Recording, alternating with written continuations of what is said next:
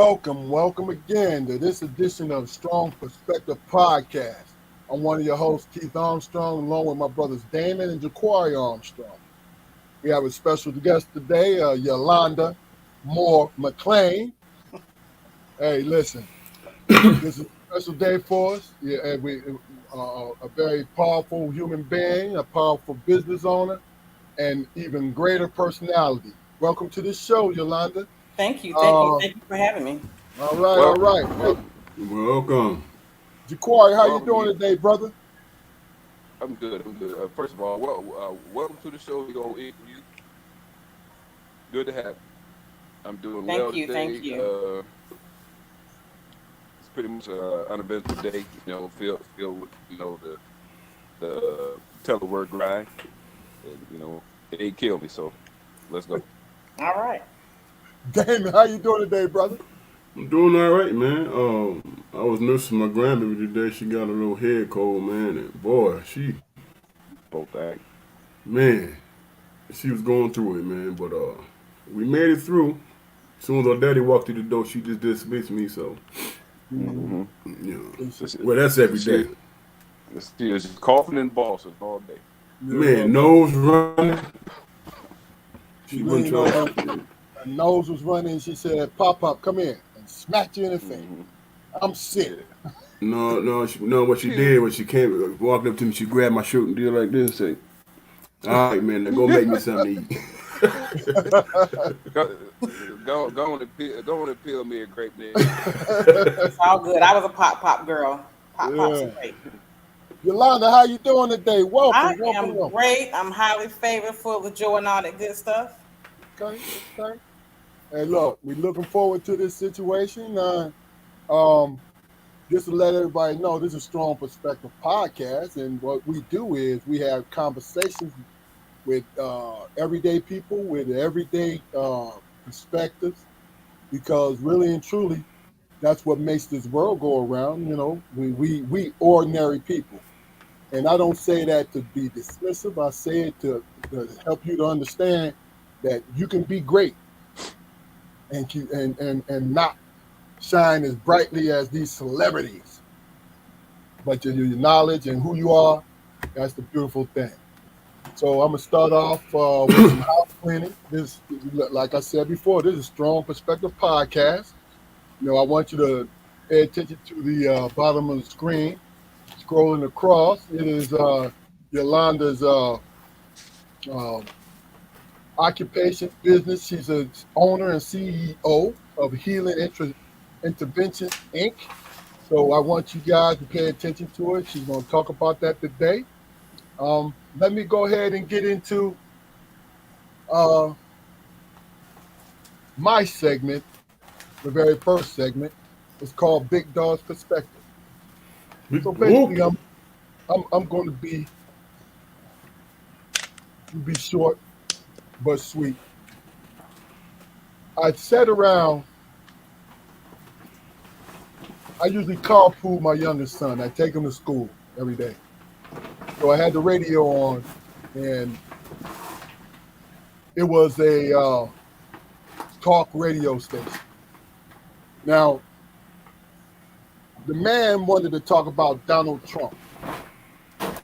He loved Donald Trump, and he felt as though he's getting a raw deal because they took him to trial for bribing a woman with his campaign fund. Keep her quiet so he can run for president. And I thought about it. I said, is this where we've come to? Because I know somebody. Look, this is my own personal opinion. People didn't pay attention to his first 4 years. They never paid attention to the hell. When I say the hell, I'm talking about all the healthy stuff that was going on in social media, the backbiting, attempted revolution, everything caused by him spewing a lot of hate. And what I realized and what made me sad was those people on high that's in Congress and the Senate and all this different things, they don't suffer, we suffer. The people down here in these cities, these states, we suffer because they make decisions that's always been influenced by how much money somebody's getting. And really and truly, I don't have a point to this. It's just a personal observation. Like, damn, you, I would love for a week straight, now for really for the rest of my life, well, for a week straight, to hear something, some good, a politician, a celebrity has done for people who deserve it. Now it's up to you to figure out who deserve it or not. But just to see that instead of seeing the bull crap. So that was my little perspective. It was a little choppy because I didn't want to get on here cursing and gyrating like I was some damn revolutionary. Power to the people. But we're gonna go ahead with the show. And I say it again, welcome again, Yalanda. Um, why would this start it off? You know, tell us a little bit about yourself. Okay. My name is Yalanda Mooore-Mcclain. I am originally from Eastern North Carolina, a small town called Williamston. Um, I graduated from the illustrious North Carolina Central University as a criminal justice major, right? As a criminal justice major, a month before graduating from college, I worked for the Department of Corrections, and then in 1998, I joined uh, the Wake County Sheriff's Office, where I was fortunate to meet my brother-in-law here, law enforcement, Keith Armstrong. And from there, I was there for approximately 11 years, went on active reserve status. I did so to start my own business in the mental health field. My business is Healing Interventions Incorporated, where we provide community intervention services for adults and children that have been diagnosed with a mental illness. We are located in Raleigh, North Carolina, as well as in Richmond, Virginia. In Raleigh, North Carolina, I have a program called Psychosocial Rehabilitation, where adults come on site Monday through Friday, and we provide strategies, interventions, create a person-centered plan for those individuals so they can, sustain in those communities. Well, in our community, some individuals they live independently, some live in group homes, and I enjoy going to the office and here in Raleigh and seeing their faces. They're just a joy to be around. And in Richmond, Virginia, we provide four services, three adult services and one service called Intensive In-Home, where qualified professionals and licensed professionals go in the community and provide those services for individuals with mental illnesses as well. Okay. Okay. Um, can you tell us what what put you on the path of that? Once you became a sheriff, well, no, let's start from the beginning. What made you want to become a sheriff then? So, when I was a little girl, back in the big town of Williamston, North Carolina, there was in elementary school, there was a black female law enforcement officer that used to be there every morning. And she was beautiful. She looked like me. She was brown like me. She was in uniform. And besides my mom, to me, she was like a superhero. Mm-hmm. And that kind of imprinted on me from then. That's what I wanted to become. I wanted to be a police officer. And in a child's mind, okay, I can be cute in a uniform, and I can protect little kids too. That's what's up. So from there, when I went to NCCU, I majored in criminal justice and just start the path to becoming a law enforcement officer. Okay. Okay. So I'm assuming that your career at the sheriff department was a pretty good one. You can nod, and we can move on from there. No, it was. I will say I'll be very transparent, and honest. I did have good experiences with the Wake County Sheriff's Office, and the biggest thing is the family. that I will always have. The relationships that I built with yourself and other individuals. There was a time, I don't know how it is now, it actually felt like a family Mhm. there. So when I talk about later on about different support systems and stuff like that, I include my Wake County Sheriff's Office family as my support system as well. Mm. Okay. It's very hard to be around a person for 12 hours and not grow some kind of attachment to them. Hmm. For real. Yep. Yeah, I That's was true. wondering. I'm sorry to cut you off, Keith. I was wondering if if, you know, in the capacity of your business, do you go into like juvenile facilities or correctional facilities or anything? We do not. We No. do not. Most of our services are provided either on site, like I stated, for the one in Raleigh, and in Virginia, we go out in the actual community. We don't go any kind of like into the institutions because technically they're already being serviced in some capacity. I put it that way. Mm.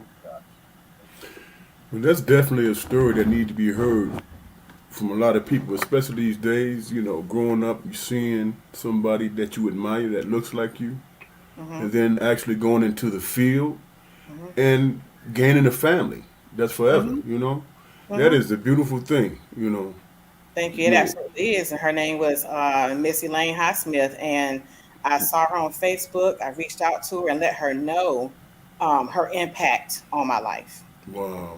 Shout out to Miss Iceman. Absolutely. An And she amazing woman. still does she still look beautiful? Absolutely. Yep, she is. I'm like, yes. Okay. That's real. So how is it? Do the families reach out to you, or is it a referral? Are they referred to you?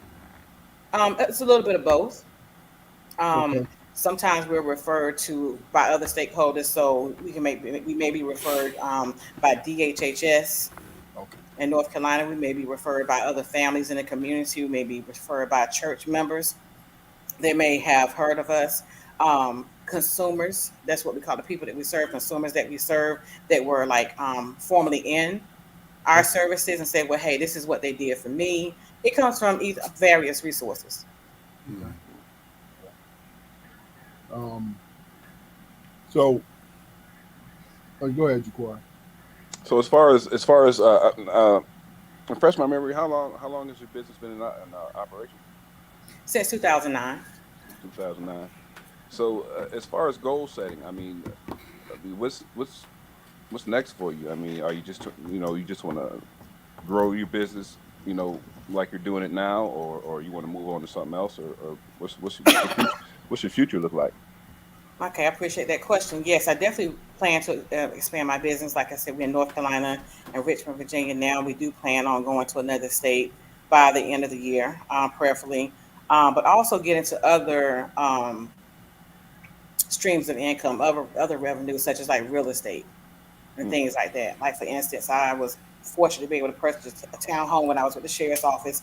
So now I have a tenant there, and my husband as well. We both are into real estate, and we're constantly building. So that's a blessing to have a partner that has that that vision and that drive as well. All Okay. right. All Okay. right. So let me just say this. I think either it's because it's her first podcast situation, and she needs to. I told her plug yourself, right? Plug your husband, but also I want everybody to know who's looking that we're speaking to the CEO and owner of this business. We got to make that clear because this young lady built something with a good team that's sustainable and that's very very successful. Thank you. I just had to say that, but Thank you. it's up to you to big your husband up. I mean, because like I said, let everybody know, and I say that because at one time or another, me and my brothers have talked about our wives. Hmm. You see what I mean? Because this is the kind of situation that we're in. We speak on the people that we love. You know what I'm saying? Hmm. So um, you don't have to go in depth because your husband might be private, like, hey, don't be telling our business. You know what I'm Look, he's in here somewhere ear hustling. Believe that. saying? But this, can you tell us short? This is short and sweet. Hmm. Um, how long you been married, Okay. and where you guys met? We'll touch on that subject, so you'll Yeah. get that out of the way. Then you can get into the motion of everything. Absolutely, absolutely. My husband and I, we met the end of 2018 through a mutual acquaintance of ours, and we got married in 2021. And he is one of my biggest supporters. He's a military veteran. He served about 22 to 23 years of service, did 4 tours, and he's just an amazing person. When I met him, he felt like home. That's the best thing, I can tell you. Especially like when I first met him, he hugged. It just felt like home. He reminded me of my like how my grandfather, my uncles, my male cousins, they made me feel like protected, taken care of, and that's exactly what he does for me. He's a good person, and he's a man's man, and that's what I grew up with. So, yeah. Why Hey, you look. laughing, Keith? Hey, look. I'm laughing because that's saying a lot coming from you, because you're a very strong human being. You know what I mean? For you to acknowledge that, that means a lot. It really does. You know what I mean?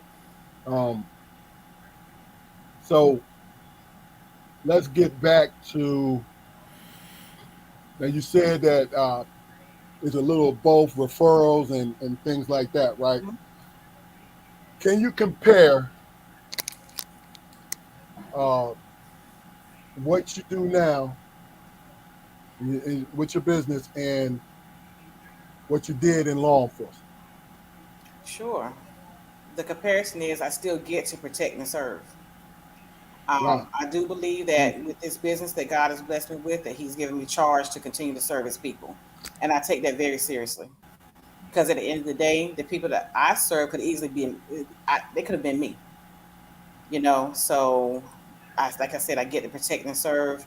Um, like I said, the no nonsense approach, the structure given to us being law enforcement officers that has served me well in business. I'll also be transparent, but my Achilles heel has been because I come from a single parent family background.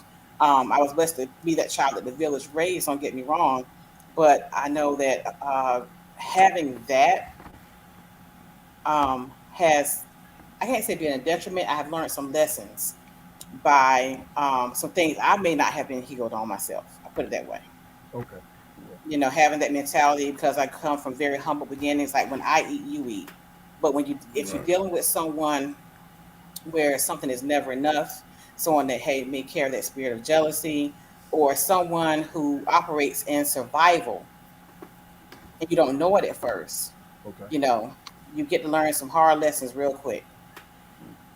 Trauma is a tricky thing. I mean, because it can disguise itself, in a thing of beauty, and the thing of, and it can set itself up in a situation that you believe that you really, really need. Mhm. Mm. So You talk yourself into believing. Yeah, yeah, it's Mhm. the trick. It's the tricky, ugly thing. Mhm. it really is. I think one thing about it, just my own personal point of view of you, Yolanda, is when I met you, you are exactly how you describe yourself to be. But the thing about it is, you can look into your eyes and see how open you are to your surroundings and understanding that you want to be engaged, but if you recognize that you don't, that person really is not for you, you pretty much step away from it. Right. But Right. you do it in a quiet way. Mhm. You Right. know what I mean? And that, I think, you know what I think that is. I think that has a lot to do with how you feel about you, because I'm big on that when it comes to, my personal growth. Is the greatest lesson I ever learned is to learn how to love me and Absolutely. understand where I'm coming from. You know, Mhm. um, this is a question for all three of you guys. You know, we're gonna give you a break because it feels like we're grilling you. But tell me, and this, like I said, this, and we'll start with you, Dan. Um, as an adult, what do you think? What do you think? And you don't have to describe the moment, but describe the feeling. What feeling did you have when you understood that you had to stand 10 toes down and make a change in yourself? And I'm talking about from your 20s all the way up to where you are now. Like you knew this is what I need to do to change my life or to keep my life on course. You understand, Damon? Yeah, Okay. I'm trying to answer the best I can. The major times when I knew I needed to make changes is when I started having kids. You know, being responsible for them, well, for their future and raising them and stuff like that. Um, Getting in a relationship. I met my wife in college, so being in a relationship with her, you know, and having the mindset of growing, building, and growing something together.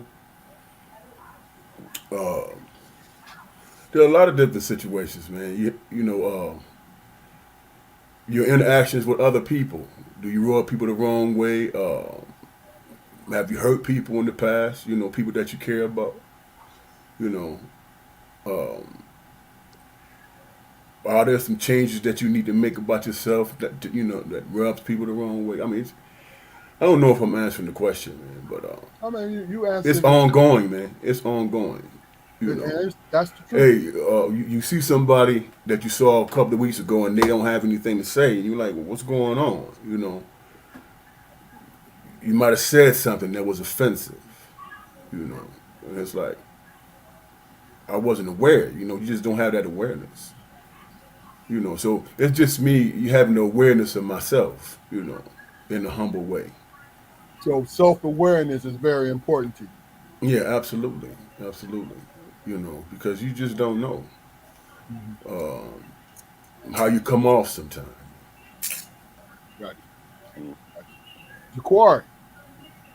Well, I came to that realization, man. Relatively young, man. Before I even moved to North Carolina, man.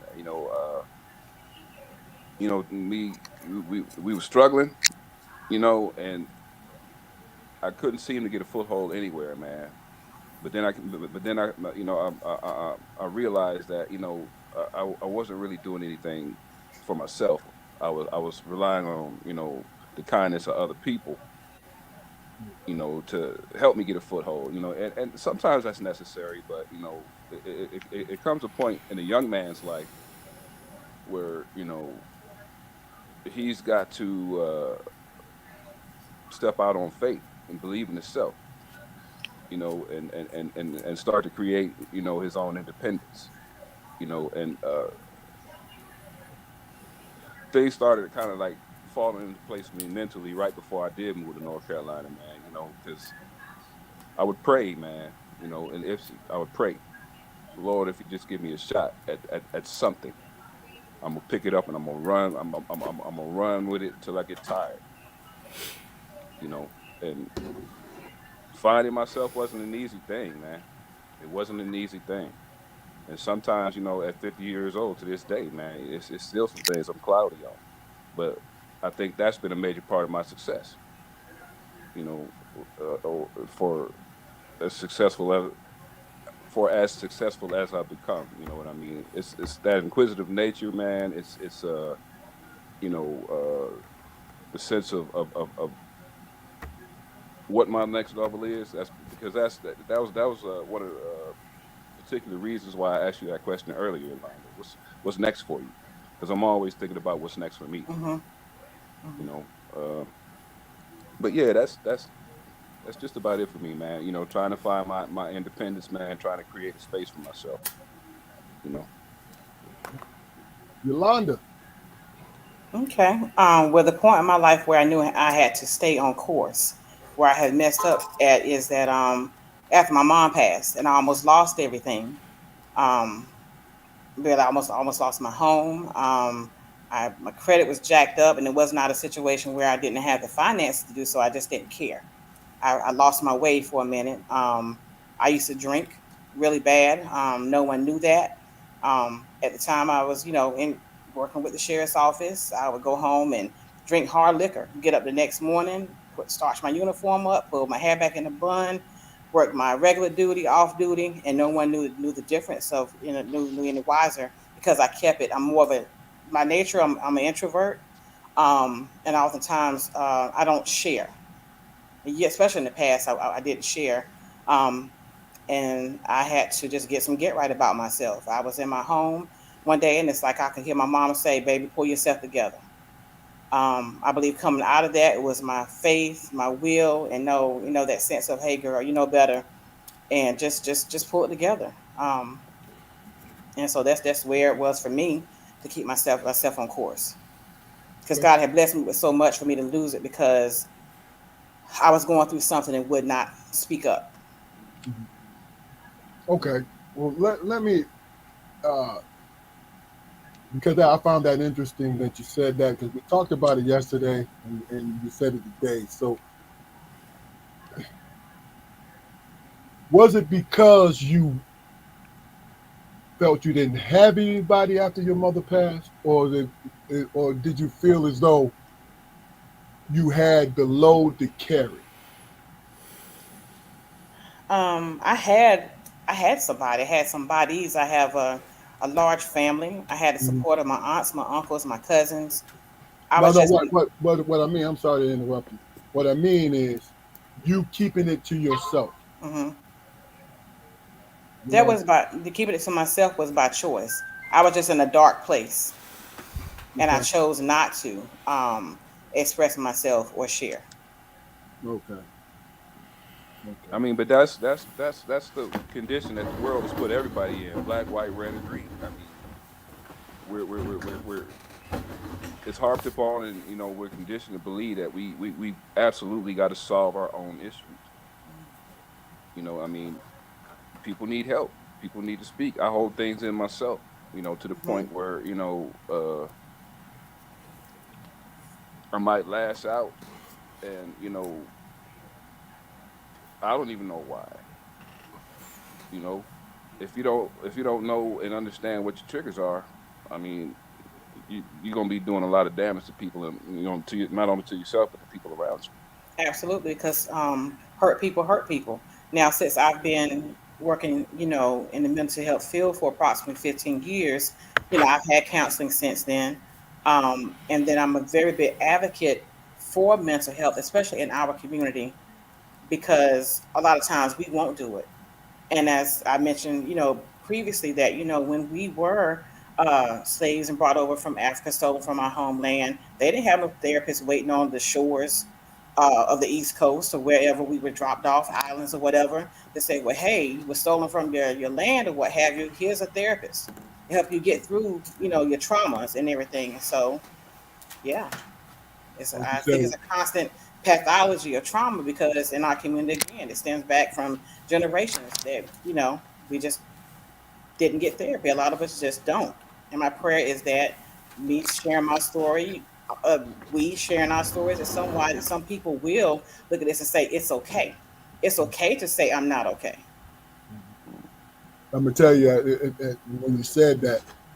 I mean, that's a great point. As far as we didn't have any therapists, and all I can imagine is, somebody sitting at a table, all the Congolese on this side, all the Ethiopians here, and but just like you said, it's one of them kind of things where you know trying to see me personally.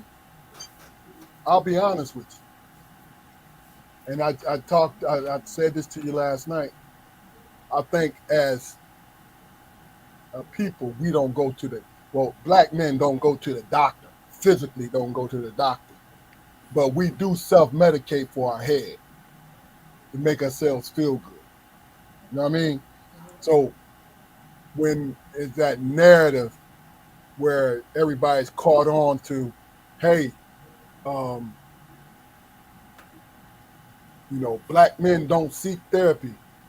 Oh, it was never presented to us to seek it. Now that we know, now we're going for it. You know what I mean? I think the younger generation seek it Yeah, and is I agree. unashamed of it. I agree. You know, Um, Jaquari, Mm-hmm. we're at the halftime segment. You go ahead and bring us on. Go ahead and do your do, bro, and we'll start from there. Yeah. Okay. The name of my segment is called Uncle Spo Says. And as I told my brothers before we came on tonight, I didn't have anything prepared. I couldn't think of nothing all day. So what I'm gonna do is I'm gonna read a couple of things that I've written down in my phone. Short statements. Blurbs here, blurbs there, things that I thought were interesting at the moment or whatever. And keep in mind that I suffer from insomnia, right? So all these things probably came to me like 2:30, 3 o'clock in the morning. So the first one is called "Fuck You." All right, and it goes, "Fuck you and get pregnant, bitch." I So love him. so the "fuck you" can be carried on to the next generation. Wow. Let me see. Next one is what's behind a smile? Okay, in the animal kingdom, a smile is an open act of aggression. I had an old head tell me once that you could tell if a person is a killer by the way that he smiles. Let me see. What is this? You see, true friend. All right. The only true friend that will never betray you is silence. Keep your shit to yourself. You see, that's a part of that mentality that we just discussed, Yolanda. That traumatic, perpetual, you know, thing that keeps us in a state of victimhood. You know, but now that I mentioned that, is being a victim of something such a bad thing? Oh, you gotta explain that, bro. What I mean is, if you do suffer certain traumas and certain things have happened to you, doesn't that make you a victim? Where's the shame in victimhood? Why is there shame in victimhood? That's the first step. That's actually I believe that's the first step to healing is admitting that at some point you were a victim. No matter how much the world tells us Okay. that we need to display these superhuman attributes, right? Black men are supposed to be the backbone of the family. They're supposed to be we're athletically gifted. We're the strongest people in the world. You know, physically strongest people in the world. We have prowess. But what people don't tell you about backbones is that they were designed to bend. They were designed to be flexible. They have to be in order to support the whole. You know, let's get some help. Let's get some help. I mean, it's just as simple as that. If we get the help that we need, the proper help that doesn't exist in a pill bottle or a freaking blunt or a fifth of liquor, I bet you we treat each other better. And that's it. Good. Good, good. Okay. Great job, my guy. Great job. Um, I tell you what, just by the "fuck you" poem, it made me veer to another direction as far as question is concerned. We'll come back to our outline. So, well, I wanted to respond to the victimhood statement, man. When he was talking about that, I think I agree with what you said, but in today's climate, man, they made it they politicized it so much, man. You know, to make you try to make people look like they weak in being a victim. You see what I'm saying? And if you addressing somebody who has been victimized, man, how the hell you know what the hell they going through if it ain't you? You know, and people take things different. You know, we all individuals. You know, none of us are exactly the same. So how the hell you gonna speak against somebody who has been a victim? There's no way in the hell you can. You know, That's but they why it never politicize. works. Bro. Yeah, they That's why it never politicize works. it, and they you know they tell black people stop being a victim. What the hell do you know about it? Right. You have no idea of. A matter of fact, you sound stupid in making that statement. You know, anybody who's really about having empathy towards humanity, why would you make a stupid statement like that? Right. You And know, But that's another reason why a lot of people don't seek therapy because of that stereotype of being say weak and victim in the same sentence. But that's right, not it though. It's strength to say, well, I'm not okay. It's strength to seek out help and counseling. So when somebody comes to you, then you listen and you get that person help or just shut the hell up. Don't say nothing. Because one day exactly. it's gonna come right back around to you. So we just have to be Yep. careful and be there to support each other. but you know also we both make great points. But also when people do that and they try to bash the victim, is because they're afraid to be in that same situation that person is in. They don't know how they're going to react. That's my opinion. They don't know how they're going to react. So what they do? Oh, he weak. Oh man, he's a little hoe. You know what I mean? But well, just like Damon said, you don't know. You're not in that position. So why are you even saying that? Why are you even speaking on it like that? Because you're afraid to be there. You know? All right, well, look, at the bottom of the screen, this chimed in on both you and Yolanda, Damon. Terry, Terry said one can be a victim of a situation, and it's for you, Jaquan, but you don't have to have a victim mentality not to reside there. Yeah, I get that. I totally get that. But I mean, 1,000 mile journey takes, it starts with the first step. You're gonna have to function within that victimhood while you're seeking the help. You can't you Hmm. can you can't cut it off. I Right. mean, as far as residing there, I mean, Well, you know what? you're gonna be there until you get better.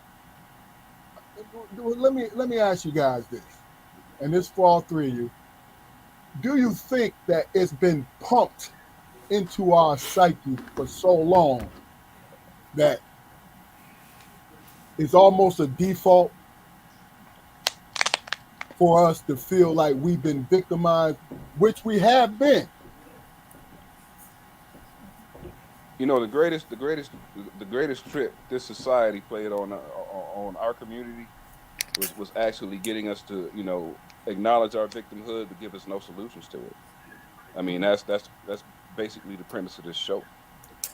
The devil can tell you everything that's wrong, and he can be 100% right. But if he doesn't give you any solutions, it's masturbation. Excuse my Right. term. Mhm. I think that when we go through things, we get to own those feelings. I don't think that we should like sweep them under the rug, pretend like they're not there. Yeah. And I don't see it on the screen anymore. Perhaps that's what the individual meant why I don't reside in those feelings. Because if you reside in those feelings, that spirit of depression can easily set in, and it still goes back to seeking out some type of therapy. And therapy, some people may not want to sit on a clinician's couch, but if you have a parishioner, someone you go to church with, your pastor, what have you, you can start there too. Yeah. I wish I had the steps of Hello. grief in front of. Huh? I wish I had the I steps think of the we've grieving lost. process in front of me.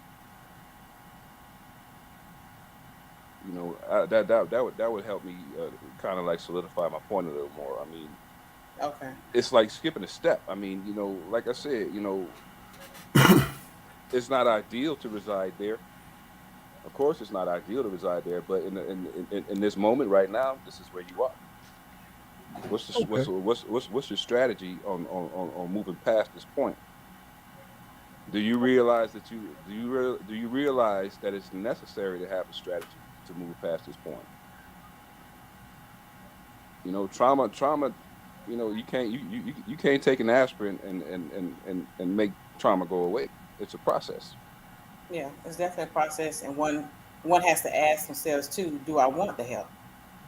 Do I know I Exactly. need the help? That's a good statement, Yolanda. But how do you know if you've never understood that you needed help? How do you know? How do you acknowledge it to yourself, and how do you ask for it if you never knew what help was? Because you've always existed in a um, existed in turmoil. Hmm. You know what I mean? Because that's basically what I'm saying is, and now this is not a question, but it's just pretty much a statement that Hmm. what we do, in my opinion, and this is my small window of the world, is I see people who don't give where they should give, and they push where they shouldn't push, where they should be listening, right? And it has a lot to do with your pride, men and women. Yes. It has a lot to do with your pride. Hmm. Mhm. You know, me personally, I know I have great strength, right? But what I learned how to do is ask for help. I mean, that's that was with the first time I actually asked for help. I was a grown man. Hmm. You know what I mean? And it was a small thing, but it was the first step, like Jaquari said, taking the Yeah. first step. But you've also got to consider the things that that we normalize as a community. The fucked up things that we normalize as a community. Freaking a wholesale murder of our young folks, man. Misogyny, doggone, fathers not in the home for absolutely no good reason. In some cases, we've normalized all of these things, and the hell, the word nigger. We've normalized all of these things, and we blame the world for putting that stamp on us. But quite honestly, for as an example, that's the first time. Well, the second time the second time, yeah, second time I've used the word nigga in months. I don't use that word. There's certain things that I don't do, you know, uh, because of the optics. You know, I really try to lead my life, by setting a positive example and modeling certain behaviors or whatever. And there's things that I avoid, so young people who are around me can't say that I influenced them that way. And I think that's important. It's important for young folks, young black men in particular, to see a black man who enters a room and speaks to everybody, acknowledges everyone. It's important for young black men to, and not trying to be chauvinistic or anything, but it's important for young black men to see an example of an older black man who stands up when women come into the room, who holds doors, Yes. who's a I gentleman to agree. everybody. That's my motto. I'm a gentleman to everybody, man, woman, child, doesn't matter, you know. And I've been called naive, but you don't have to Have to earn my earn my respect. respect. You You don't have don't to have to earn it. earn it. It's here. What it, You know. what You it, know, I'm sorry, go ahead. I'm sorry. I was gonna Well, say what did Pop tell us? He say, man, you got your respect. You lose it, but when you do something to lose respect, everybody has it. You know what I'm saying? Hmm. you know how, yeah, you know how we lose respect is when we give it away. Right. You know, I didn't mean to cut. I I, didn't mean to cut you off. What's going on? I think we lose respect when we make it an expectation of others to respect us. That's what I think we lose respect. Well, that's giving away too. That's kind of part of it. I want to touch on because this whole victimhood thing, man. You know how they try to label black people. Oh, y'all just acting like victims. First of all, a victim is somebody who, me as a black man, I experienced all kind of racism and discrimination, and all that, and I overcame it. You know what I'm saying? I'm not saying that's the case for everybody, but what I'm saying is I stand proud with, you know what, I was faced with this, and I overcame it. So you even looking in my direction talking about you acting like a victim, you know what I'm saying, is like disrespectful to me. You don't know what I went through. You don't understand. I'm standing in front of you as a black man. You know what I'm saying? I take that in pride. They say, well, what do you rather be called? African American? No, I'm a black man. Wherever I go in this world, that's what I'm going to be. You know what I'm saying? I'm not a victim to any of that. You know, and I fight for, you know, my family and myself. You know? So when I think of victim, I'm thinking about, you know, a child being molested, a woman being raped or something like that. Those are hard things to overcome. You know what I'm saying? Me being a black man, I overcame that bullshit. You know what I'm saying? I'm still here. I'm successful. I've gone to this, I demand this much respect. So you're not gonna come to me and label me as, oh man, you playing the victim role. And then another, what the hell is reverse racism? What is that? You know what I'm saying? That's about as dumb as hearing fake news. You know what I'm saying? These kind of phrases is ridiculous to me, man. So But I think it's about the mindset, man. but they're phrases that are somewhat steeped, I would say, in reality. Fuki. Are you telling me that It's not wait, wait, wait, wait, wait, wait, it's wait, wait, wait, wait, repeated wait, wait, wait, wait, stop, constantly. stop, stop, stop, stop. Are you telling me that it's not possible for a black person to be racist? It's possible for a black person to be biased. Everybody is biased, Oh brother. my God. Racism. It's possible. Are you Listen, telling hold me on, man. Hold on. just because we don't Let me control answer your certain question. things, are you telling Let, me that let me answer your question, bro. I'm answering your question. You can be biased, right? Meaning that you see white people in a certain way, you see Asians in a certain way, you see them in a certain way, and you treat them a certain way because that's how you see them. Racism is power. It stops people from doing the things that they're supposed to do. Now it's overused when you got a motherfucker in the store who look at you crazy, and then you say he racist. No, that motherfucker don't have power over you. Excuse me for cursing. That man don't have power over you. Racism is the people who's enacting these damn laws to stifle your community. Well, the That's what understanding I'm is saying, and it's semantics. everybody can be tribal to a certain degree, man. Everybody can. You know what I'm saying? guys, That's just the nature of things. But you're saying, can a black person be racist? Damon, you go ahead and finish, and then we're gonna get back on track, man, because we done went into some. Right, Yeah. right. Because I got a real question to ask you now, but a real good one though. I think a lot of black people respond to racism, man, and therefore, you know what I'm saying, go to their prospective sides, man.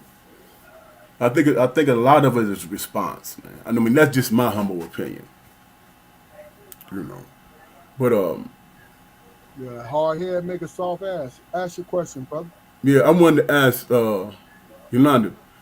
You've been in law enforcement, and now you in this field that you're in. What do you think about all the situations where mental people are being, harmed during police encounters and stuff like that? Do you what do you think about having people on site, not when the danger is there, but on site to try to help that person who having a mental breakdown or something like that? I mean, what's your take on that? My take on that is this. Now, I know with the Wake County Sheriff's Office, we do have CIT officers, so that's supposed to be Let's say if a person calls 911, if that person if we know that a person may be a potential what we say 1096 back in the day. I don't know if there's still a 10 code for it now. It has a mental issue. Then the request is for a CIT officer to arrive on the scene or to take that call, probably with another responding officer. Now, I do also believe it would be a good idea. I don't know if they're doing it now or not. Is for law enforcement to connect with a mental health agency, whether it be a private agency or some through the LME or the MCOs, to also to check in, provided it's a safe environment for that civilian, because most of the time we are civilians in this particular capacity here. I think that would be actually really helpful. So is that something that your company does, or If asked, we can. Oftentimes, I'm a big advocate, a proponent for promoting CIT officers. What I tell my staff is that when they find themselves, particularly in an unsafe environment, and they need the support of law enforcement, I let them know about the CIT program. And that way, when and if they utilize that particular service, there's a networking, a relationship built between the agencies, our agency, and whoever the responding law enforcement agency may be. okay, okay. Well, But all right. we Yeah, go also ahead. have a, excuse me, the businesses like mine, we also have a, like I said, a crisis line ourselves too. But it still ties back into what I just said, as far as like if it's a situation where we need to check in for CIT with the CIT officer or law enforcement agency, we definitely will call for that Okay. support and backup. All right. Now, this next question is going to, and this is overused terms nowadays, pivot away from what we're currently talking about. We can come back to this, but knowing you for so many years, understanding, and this is overused too, you being a strong woman, really and truly being confident in yourself, right? You've been married since 2018? 2021. 20, I'm sorry. You've known your husband since then, Right, right? correct. Yes. And you pretty much knew, I'm going to give it to you, so we got to do some boo loving here. You pretty much knew that after the first year that he was the one. I can't Right? say that. I knew that Right? when I met him that, Good, good, like good. he I'm felt glad like you home. understand. Right. I'll be transparent about our story, because when he and I initially met, his mother was sick. She unfortunately battled cancer. We met maybe that October of 2018, and unfortunately she passed December, like New Year's Eve. Okay. And because I had the experience of watching my mom sick and she passed, I was like, listen, I wasn't even trying to be like no kind of romantic relationship. I'm like, this dude will need a friend, because I've been there. And That's deep. so, so once, it was all said and done, he was like, you're gonna, like, basically, you're gonna be my wife. You've been there through thick and thin. Because I've been there, you know what I'm saying? So you So got claimed then. that part. And then, so did you accept He being recognized, claimed? No, no. Did you did he you accept? recognized. Okay. Well, let me Yeah, ask this then. it ain't nothing like being chose. Um, and you don't have to go too in depth in it. Just the fact that I want to hear your answer, and the people that know you Mhm. will probably want to hear your response to this. The dating scene before you met your husband, as compared to while you was with him. I told you we was gonna pivot away from it for a second Right. because I want everybody to know your personality. Okay, the dating scene before I met my husband to when? To when you met him, as When comparing the two. as comparing. Um, Yeah, hmm, how many frogs did you kiss? it wasn't a lot, because I don't like anybody right off bat. You know, I just don't. And then, coming up as a young girl, I was She said, tomboy. I ain't I friendly. played I played with boys, so I never had that. As a matter of fact, when my cousins told me I was slow, I didn't know when a man was flirting with me. That's just how Okay. my cousins roll. So I would say, um, I've always been very selective, Okay. in the dating process. So I So haven't been in a whole lot of relationships. I'm just, what was it? Frustration? okay. We want to do it right. We're gonna do it. We're gonna do this right. No, no, no, no. We're gonna do First of this all, right. the three of us, the three of us are married, and we understand. I'm asking this question because you know you're married now, Yeah. so you get to have an opinion. Right. You know? Yeah. I'm just saying. like because No, but look, I like the realness of this conversation. You know no. what I'm The saying? only thing is, if you say ninjas ain't shit, Oh no. now you got to back it up. But other than No. that, it's open. I wouldn't do that. I don't believe in emasculating men, particularly. My brothers. I don't like that. I don't believe in doing that at all.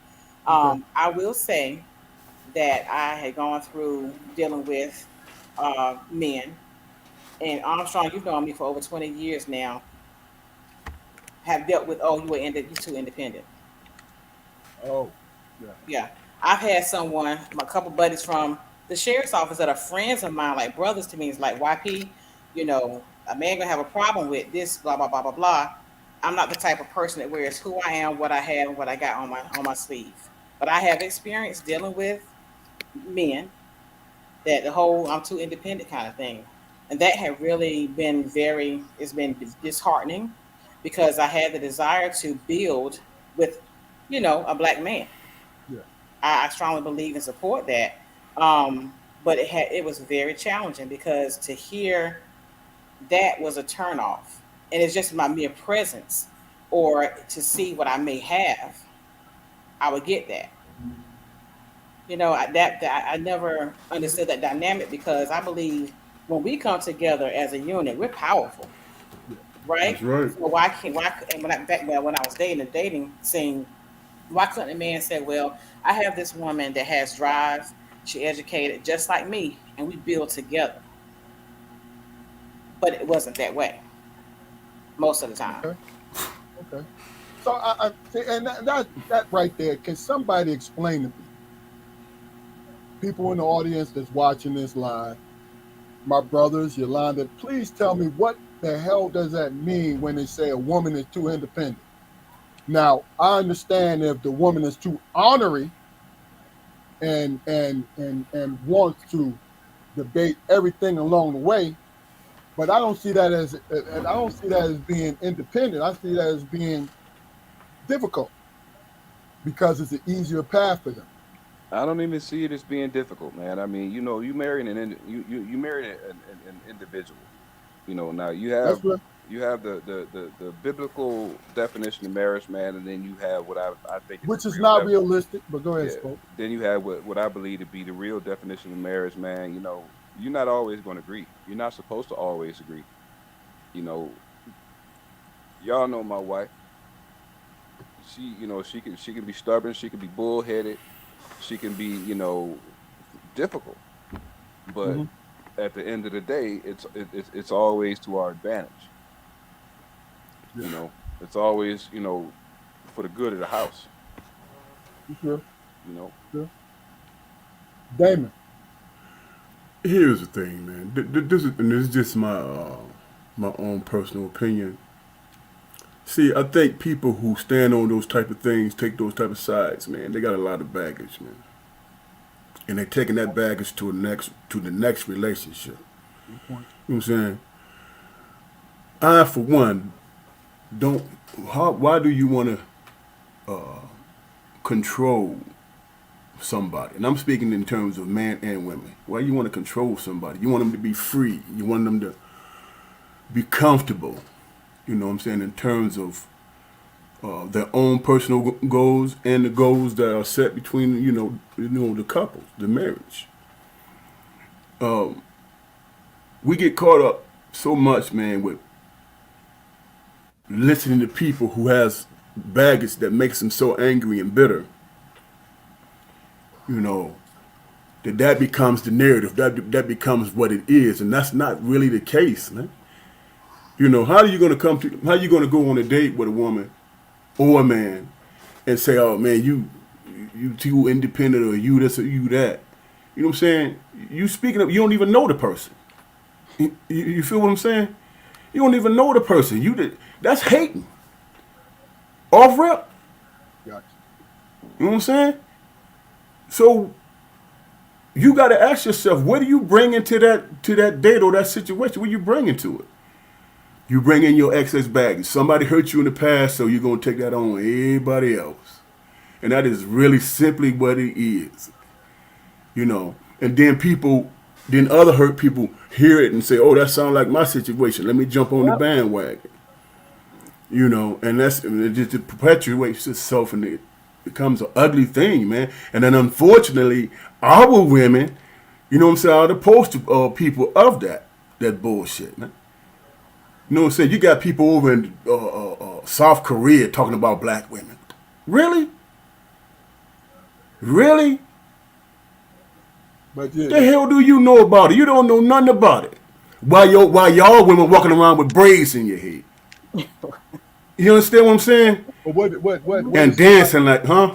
what did you allude to when somebody else say hurt people hurt people? Those people are over there, and may not be accepted in their society. So guess what? They got a platform to read that, that spew that garbage. Right. I want you guys to look at the bottom of the screen what Andrea wrote. This is her definition, and y'all tell me what y'all think about that. Hmm.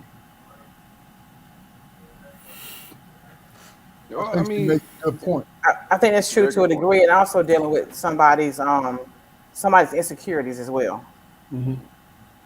I mean, who wants to live their life governed by somebody else's bully tactics? Right.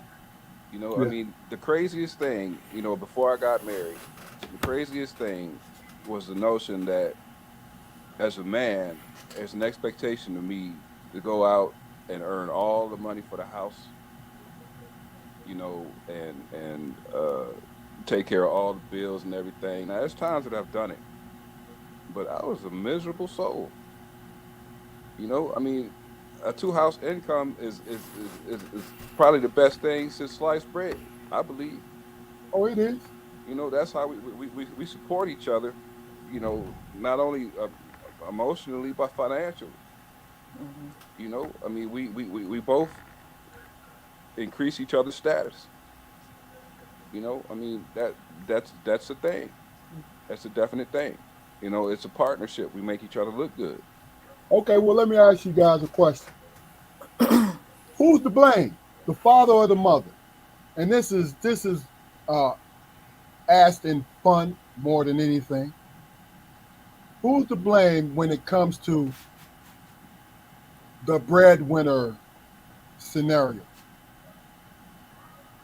Now, is it a man who wants to control everything, or is it a woman? I'm speaking in extreme, or is it a woman who don't want to do anything but cook and clean and sit at the house? Those are the two. That's two of the extremes. Hmm. Mm. Is So, it? I'm sorry. Go ahead. who would you? Like I said, this is half serious, half funny. Right. Who would you blame? I don't know if the male or female is to blame, or is it society and the expectation, that society holds for men and women and the roles and gender roles. I remember being a little girl. I remember my grandfather going to work, coming home on Fridays, giving my grandmother his envelope in that little the brown envelope with his money. So as a little girl, I saw a man provides and take care of home. My grandmother may have worked seasonally at the peanut factory or something like that. And her role was she cooked, she cleaned, took care of the kids, took care of the grandkids, that type of deal. And I think that when depending on what you see in your household as a child, I think that moves into adulthood as well. Without considering a lot of times, like today's economics, it takes two incomes. Oh, it does. It takes two incomes, and a husband and wife should work together as a team. Is that and that wife being a helpmate, helping? You know, that's just where I see it. Here's the thing where this is what's crazy to me. If you see a situation that's working, and the two individuals are respecting each other, why is it anybody's damn business? Man? Well, it's nobody's Right. business. I'm just saying. I mean, just think about that for a minute. Why, what I'm saying, if two people come together and it works, why other people worrying about who working, who ain't working, who staying at home? Why are Mm-hmm. people worrying about that? Right. Because people want to give away their respect. They want you to give them your respect, and they want you to give them your business. That's what it is. It's a natural thing where they feel some kind of way about themselves. So guess Mm-hmm. what? They're looking for cracks in your armor Yeah. Mm-hmm. or looking for you to be beat on. Jaquari, What was the question again? why is the cat red and the monkey brown? Um, That's how God made them. now who's to blame? They say why the baboon got a rainbow ass. I said, look, in a fun way, who's to blame, the man or the woman or society when it comes to defining gender roles? Well, I mean, people defining and standing on gender roles, man. It was not always our tradition. A lot of a lot of a lot of a lot of tribes back in Africa were actually matriarchal. They weren't patriarchal. It's true. Mm-hmm. And I would I don't want to be controversial or anything, but I would say that the Bible had a lot to do with that. You know, the strength being put on the man's side or whatever. I Trying to keep mean, control. yeah, I mean, if you would go back, to those same tribes in Africa, lineage was traced from the mother's side, not the father's side. Always.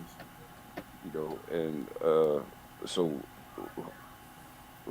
whoever wrote the Bible, in my opinion, had a lot to do with that. Now, So I don't want to step on toes or anything, but a lot of notions we get and still live by today are are biblically based, right? But those same notions, particularly for our community, are blowing up in our faces. okay, okay. Well, let me ask this. Um, and this is coming from a charitable stance. You notice I'm touching different things. They're similar, but they're not the same. A charitable stance, right?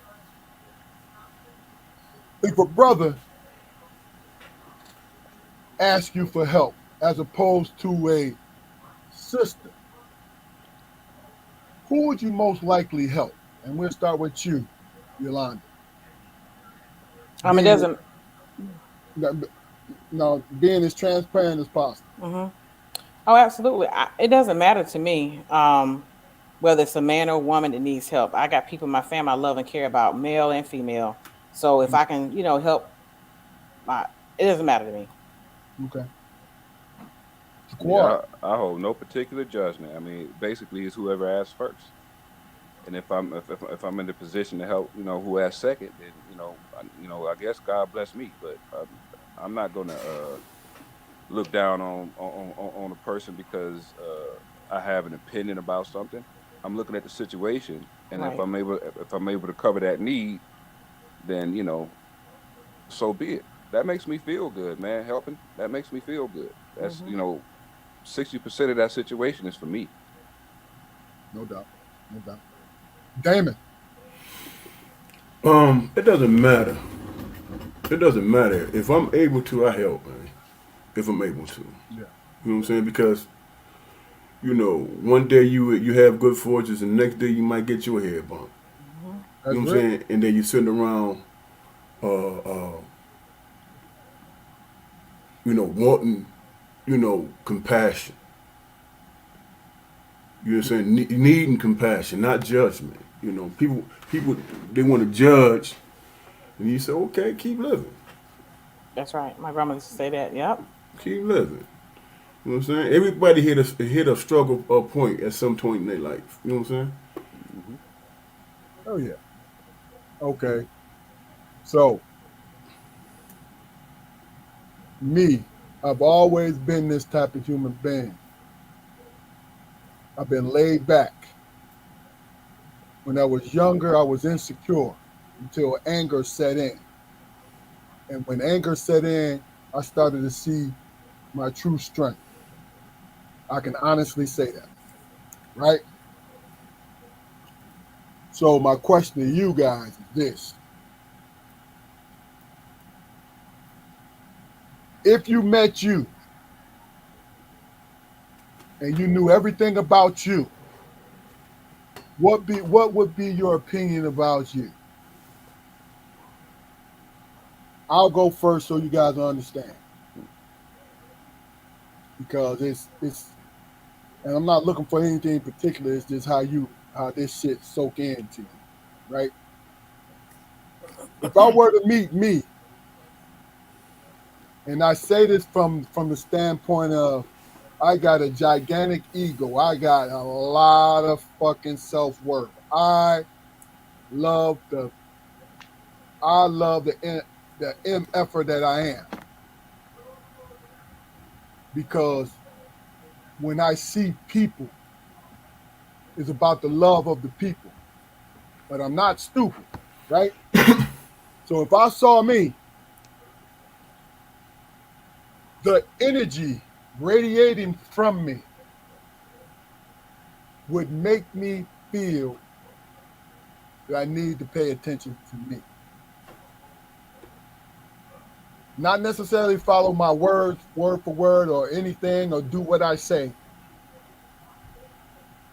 What I see in me is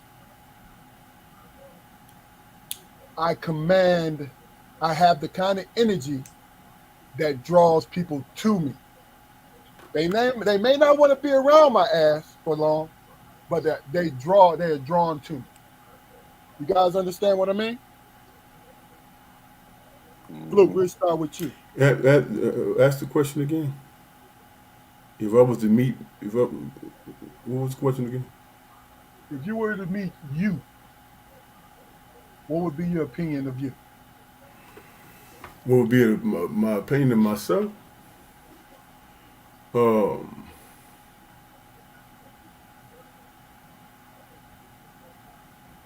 that's a tough question, bro.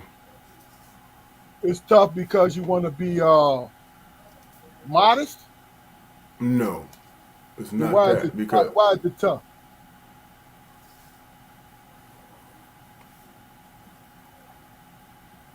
I mean, for me, like if I didn't know myself, and I just meet me as a stranger, I think I was a pretty good dude, a pretty good guy, man. You know what I'm saying? Um, I know a lot of people had their opinions about me because I was pretty much quiet, in the beginning. But I'm speaking from you now. This is you. This Damon Armstrong meeting Damon Armstrong. Forget anybody else. This is Damon Armstrong meeting Damon Armstrong. That's why I answered the way I did.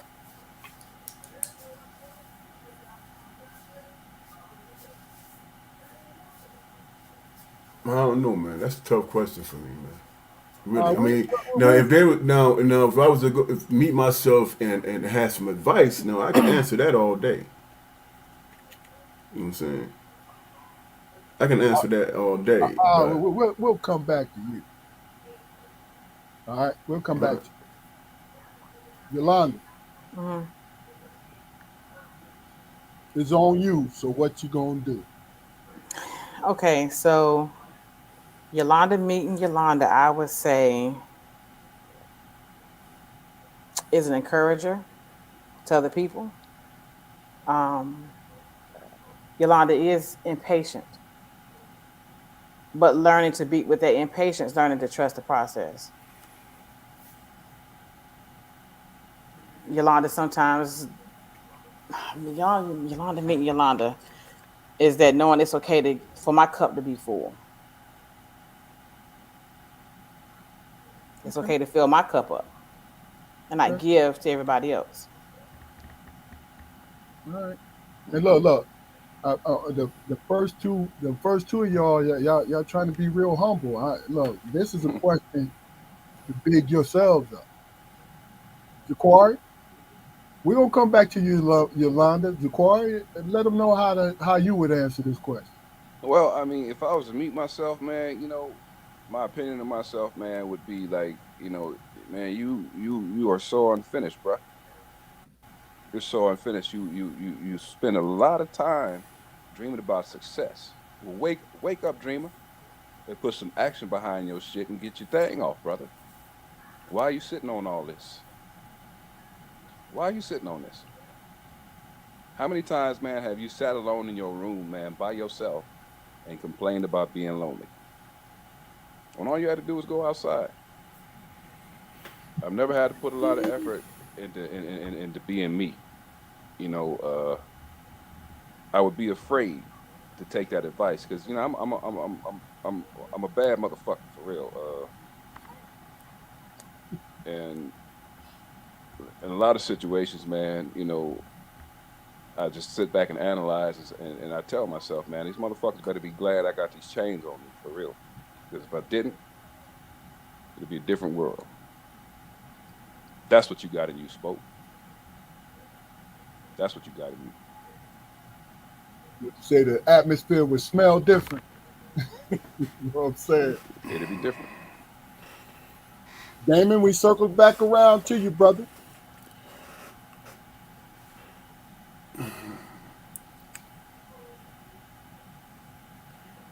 It depends on what age I go back to, man. I had a lot of anger, bro.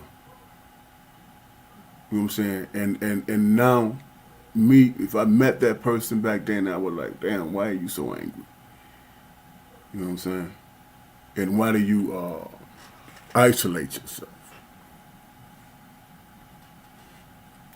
I don't understand it now, but that's how I was.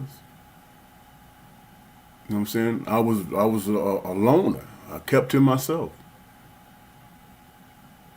People knew of me, and I was around people, but majority of the time I was by myself. You know, um, because there was a whole lot of shit I didn't understand about certain environments I was in, man. So, man, that's the best answer I can give, bro. I didn't have no ego, and I wasn't, Get the pe- fuck out of here, man. people thought I did. See, Okay, that's what I'm saying. People thought I did, but no, what's crazy? I was that guy who went to the I'm not saying, library I'm every not day. saying, You know I'm what I'm not saying? saying, I'm not saying that in a bad way. So don't misinterpret. No, me. I'm looking at you. You you are telling the truth about how you feel, right? But you still thought a lot about you because you made a lot happen for you. I've witnessed it. You understand what I'm saying to you? It's Yeah. real. That's real. So look, I'm not pushing back like say, yo, you wrong or no. That outburst came because I think a lot about you. Because I seen you accomplish a lot because you knew your self-worth. Period. Yolanda, you have anything else? You don't have to, but you have anything else? You know what I'm saying? You can volunteer it. I would say, Yolanda, little girl coming from the projects, look where God has me now. You did that. Hmm. That's it. That's real. That's real. All right. What we'll do is real quick, Jaquari and Yolanda, last words, and then we're gonna go into Damon's final segment. So we'll go to you, Jaquari, then Yolanda, your last words. Yolanda, I thank you very much for your time and your input. And, I have a very high level of respect of the field of endeavor that you chose to put your intelligence and resources behind. And I wish you the greatest of luck. And we always say that our guests after the first time are always recurring. So if you want to come on here and talk about the weather, you are more than welcome to come and do that. Yeah, I appreciate it so much. This is a opportunity. This has been an awesome opportunity. I'm telling y'all, y'all are some amazing human beings. You made me feel comfortable in this process. I appreciate the opportunity to speak not only about myself, but my business, my struggles, things I've gone through, and my prayers that anything that I've shared this evening would bless somebody else. And going back to mental health is that, hey, it's okay. Please know it's okay to say, hey, I'm not okay. Tell somebody that you trust and get some help. And I would say to, you gentlemen, any of the people out there looking or listening this evening, know that when God gives you a vision, he gave it to you, not to them. Sometimes we can look for support in people, family and friends. We may not get that support because sometimes people don't know how to support you. And you have to be okay with that. Sometimes you're not everybody's cup of tea, and vice versa, and be okay with that and move on with whatever, goal or vision or dream that's in your heart to do. And know that God got you. Well said. Oh, um, Damon, bring us on home, my guy. Well, lately, man, one thing I have to stop doing, man, is start paying attention to. I'm really into our people, not against anybody else, but our people. How we being attacked from all different angles, man. And I just been thinking about, okay, how do a person get through that in their life? How do a 57-year-old man? How did you survive that? How did I survive that? You know what I'm saying? And the only thing I can think about is like having like a tempered mindset. You know, you have to understand that, okay, they're going to come at you this way. Your dad is going to, if you're a male, your dad is going to have that talk with you, whatever. So it's basically truly surviving the experience. It's surviving the experience, and that speaks a lot. I mean, that says a lot about who we are as a people. We are not victims. You know what I'm saying? We are people who survived other people trying to victimize us. And then they have the nerve to try to turn that around and make us feel a certain type of way, like we're weak. Like we don't have, like what we're saying is not what we're experiencing. So, yeah, that's the conclusion that I came to. I have, me personally, the tempered mindset that I have, because if I acted out on all the anger that all the situations that I experienced negatively, act on it with anger, I would probably be one of those brothers in prison, or somebody, been and did something bad to me. So think about that for a minute. Think about the daily barrages that come at you about what people think you are and don't have a damn clue. But they speak loud with their chests out about it. And it's like, and as I've been watching these different things happening, I'm like, man, these got to be the most stupidest people in the world, man.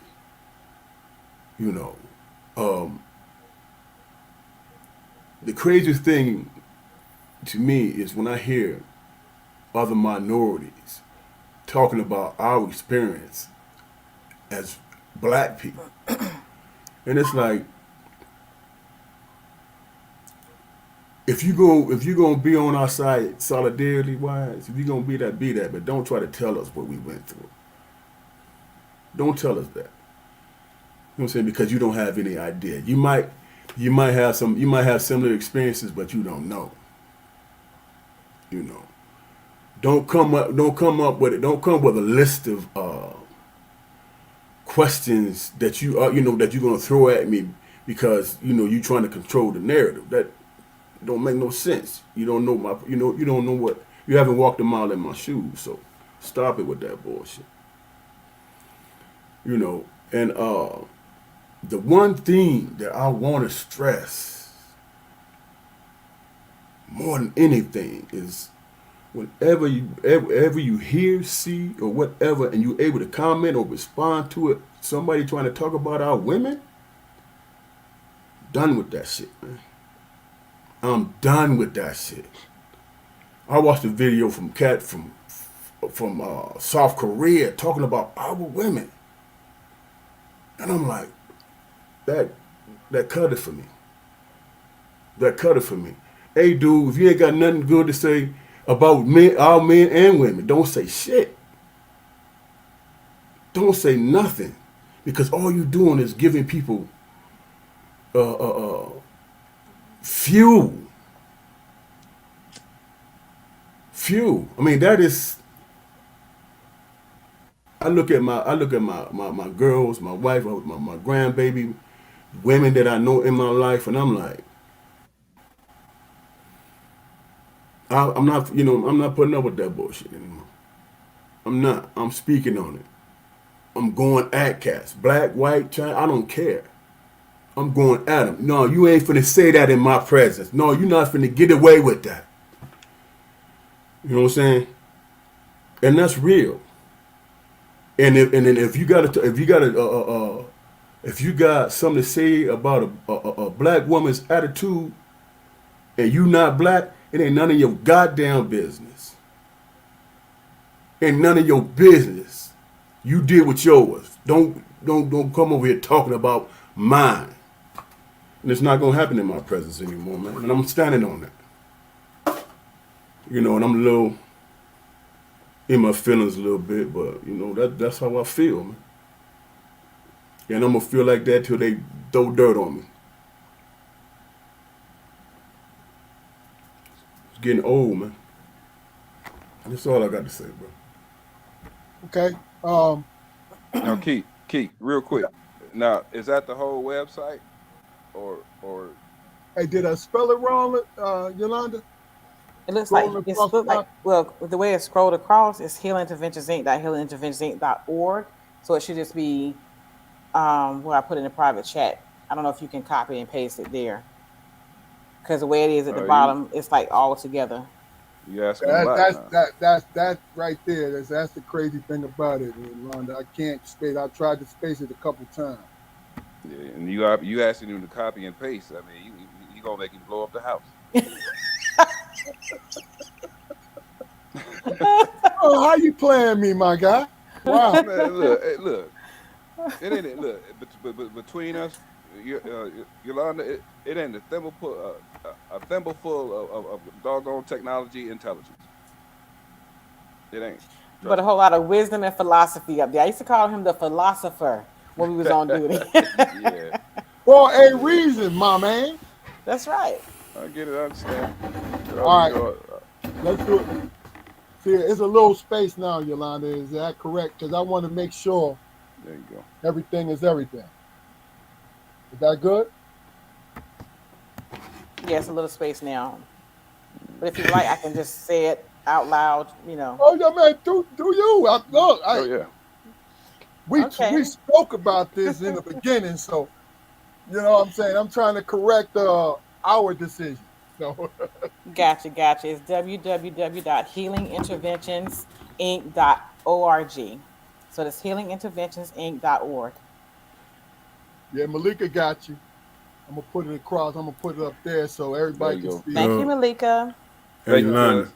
when we get off, you can be like, "Damn, Strong." Yeah. Listen, in all caps. All like you when I had to said it. do. First of all, you know I don't feel bad because I had this conversation. Y'all was privy to the conversation. I said, "Yo, oh no, we'll get it later. We'll get it later. I tried to do it for you later."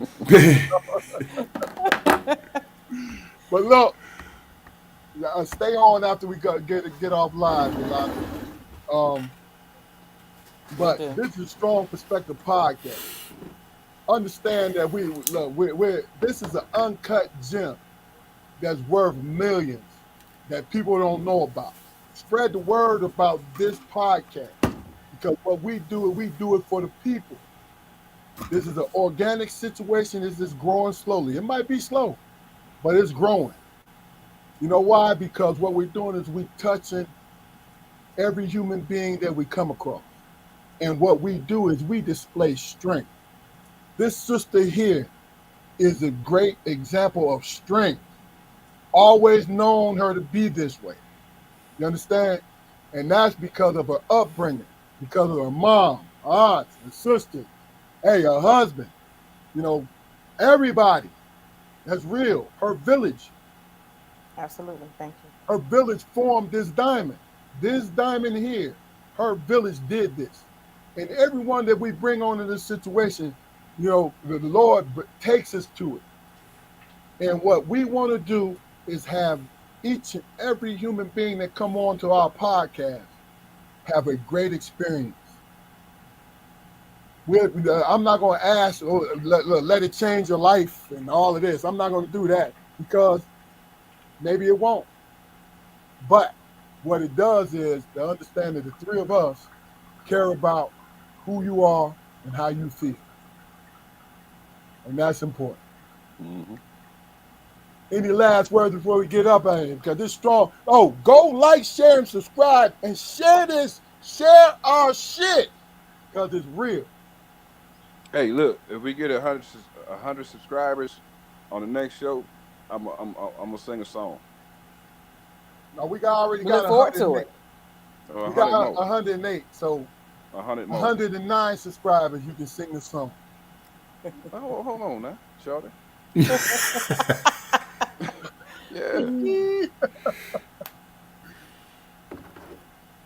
All right, now look. We're going to take it on home. Any last words before we go?